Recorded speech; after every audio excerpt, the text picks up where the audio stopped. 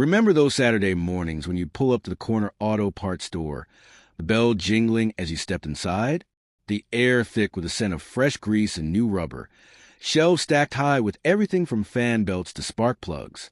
Back then, fixing your own car felt like a rite of passage, and these shops were the heartbeat of every neighborhood garage. They were more than just stores. They were gathering spots for stories, tips, and that quiet pride of turning a wrench. Today, we're flipping to the pages of a well-worn photo album, revisiting 10 auto parts retailers that used it at every main street and back road across America. 1. Western Auto, the grandfather of garage dreams. Picture this. It's 1909 in Kansas City, Missouri, and two fellas named George Pepperdine and Don Abnor Davis open a little shop selling bike parts and early car fixes. Western Auto grew like wildfire, hitting 1,200 stores nationwide by the 80s. We'd find not just oil filters, but fishing gear, tools, and even small appliances, a one-stop wonder for the handyman. What made it special was the associate store model, letting local owners run spots with that big Western sign, building real community ties like family reunions around a toolbox. Folks remember the red and white catalogs arriving like Christmas, full of treasures for their rides. But by 1987, Sears scooped them up, then passed them to Advance Auto Parts in '98. The brand faded away in 2003 as rebranding swept in, leaving behind echoes of those golden DIY days. 2. Checkered Auto Parts, from dance hall to driveway hero. Way back in 1968, out in Phoenix, Arizona, a company called Valley Distributing turned an old country and western dance hall into their first store. Can you imagine two-stepping where spark plugs now hung? Checkered Auto Parts spread across the Southwest, Rocky Mountains, and even Hawaii, with over 400 spots by the 90s, known for stocking hard-to-find bits for trucks and hot rods alike. It was a go-to for weekend mechanics, with friendly clerks who knew your engine troubles by heart, making every visit feel like chatting with an old pal over coffee. That personal touch turned frustrated fixes into triumphs, one carburetor at a time. In 2008, O'Reilly Auto Parts bought the whole CSK family, including Checker, and by 2011, the Checker flags were folded away for good, rebranded into something new, but never quite the same. 3. Shuck's Auto Supply, Seattle's steady sidekick.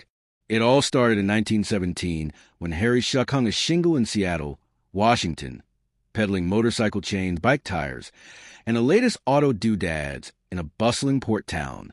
Shuck's grew to 200-plus stores across the Pacific Northwest and Alaska, a reliable anchor for loggers, fishermen, and city drivers alike, with aisles full of batteries and belts that never let you down. What warmed hearts was a no-nonsense service.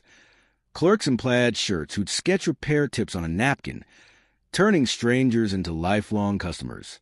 It felt like the shop next door, even if it was miles away. But mergers rolled in like Pacific fog. Penn Save grabbed them in '83. Then CSK in the 90s, until O'Reilly's 2008 takeover waved goodbye to the Shuck's name by 2011, leaving quiet lots where stories once revved. 4. Cragen Auto Parts, California's cool cat. In 1947, Al Cragen fired up his first store in San Jose, California, right as hot rods were roaring down Route 60 SX's cousin, Highway 101.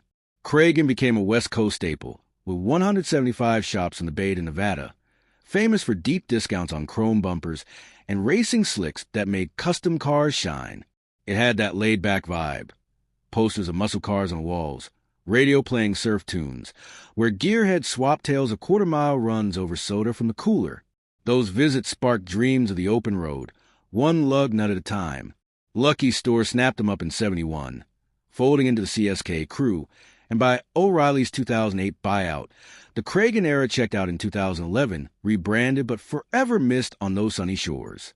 5. Chief Auto Parts, the desert's dependable crew.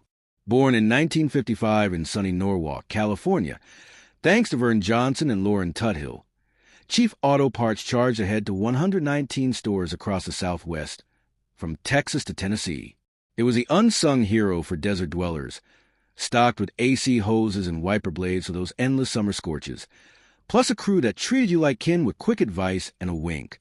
What set it apart was a family-run warmth amid the heat, kids tagging along, learning to spot a bad gasket, creating bonds that outlasted any engine.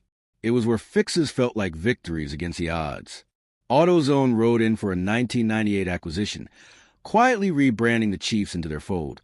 And by the early 2000s, the old signs were relics, gathering dust in attics full of fond recalls. 6. Track Auto, the discount daredevil. Fast forward to 1981, when Bookstore was Robert Half spun up Track Auto in the Mid-Atlantic, blending bargain bins with big city hustle to snag 77 stores from Ohio to the West Coast. Track was a thrill-seeker's pick, slashing prices on exhaust and headlights so you could trick out your ride without breaking the bank, all under bright lights that buzzed like a racetrack. It drew crowds of young tinkerers, laughing over botched installs and plotting the next mod, turning shopping into a shared adventure. Those low shelves held high hopes for street-legal speed demons. But Advance Auto Parts acquired them in 2002, folding Track into their map and erasing the name by mid-decade, leaving behind faded stickers on toolboxes as quiet trophies. 7. Super Shops, the Northeast No-Frills Night. Kicking off in 1956 in Providence, Rhode Island, Super Shops stormed the Northeast with a simple promise: deep cuts on everyday auto needs, growing hundreds of no-fuss outlets from Boston to Baltimore. It was the everyman's ally, crammed with filters and fluids at prices that let working folks keep their wheels turning without the wallet winds, complete with grease-stained counters where locals griped about traffic over free advice. That straightforward grit made it a badge of blue-collar pride. Fix it yourself, save a buck, smile wider. It echoed the hum of factory shifts, ending early for a quick parts run. Hard times hit in 1998 with bankruptcy, and the supers shuttered fast, their empty bays now silent reminders of simpler spins. 8. Parts America, Sears' short-lived sidekick. Sears dreamed it up in 1995, converting dusty Western auto spots into Parts America, a parts-only powerhouse aiming for 1,000 stores nationwide with that trusty craftsman polish. It popped up everywhere from malls to main drags, luring loyal Sears shoppers with mail-order ease now in brick-and-mortar, stocked with wiper refills and tune-up kits that promise weekend wins. The magic was in the familiarity, like borrowing Dad's toolbox, but with a clerk who knew the Sears way, wrapping purchases in paper that smelled of possibility. It bridged old catalogs to new garages, sparking a flicker of yesteryear.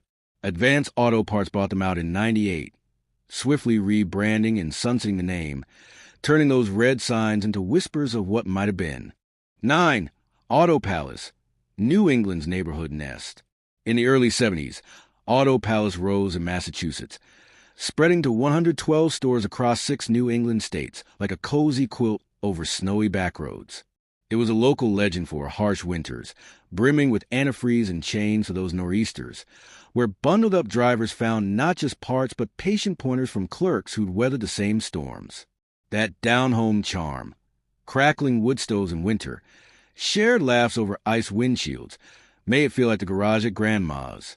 Every trip home meant a safer slide into spring.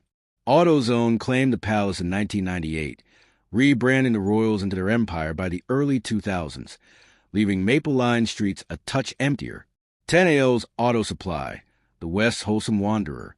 Late 50s in Everett, Washington, saw Abe Al Wexler launch AL's Auto Supply, a friendly chain weaving to the West California, Idaho, and beyond, topping 100 stores by the 80s.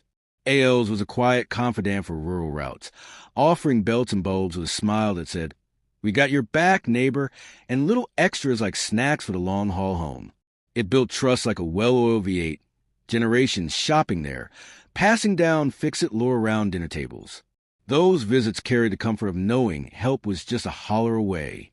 Packard bought in '87, then CSK in '99, morphing ALs into shucks before the final curtain, a gentle fade into family scrapbooks.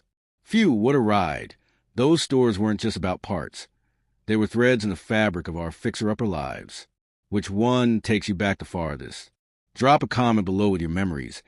Give this a like if it sparked a smile, and hit subscribe so we can keep unwinding these tales together. Until next time, keep that engine purring. Fade to black.